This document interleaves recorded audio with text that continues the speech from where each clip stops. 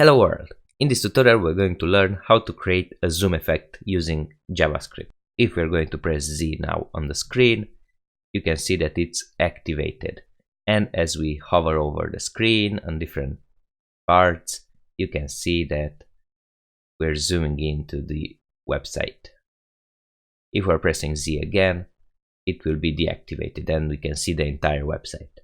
Alright, let's see how we can build this.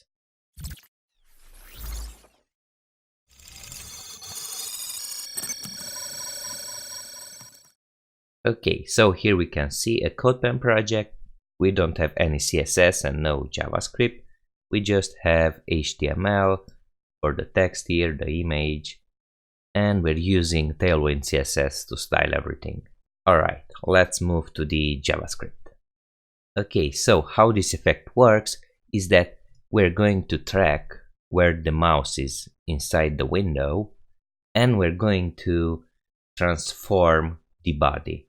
We're going to scale into the page depending on the mouse position. Alright, so let's first add the mouse move event on the window. Window add event. Listener, mouse move, and we need the E so we can track the client X and client Y. So let's store those in a variable. Client X, we store it in X, and client Y, we store it in Y, and we're taking it from E. And next we need to target the body and apply some style. Let's get the body from the document. By the way, this is the structuring here and here. And now on the body we change the transform to be scale to.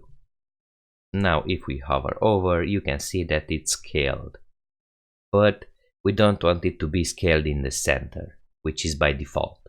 We want to change the transform origin based on the mouse location. So for that we're going to do body style transform origin, and it will be X, this X pixel, and the Y pixel. Okay, you can see now that if we hover over, it changed the transform origin property and we can see the different part of the website. That's good, but the issue now is that we can go back to the original position.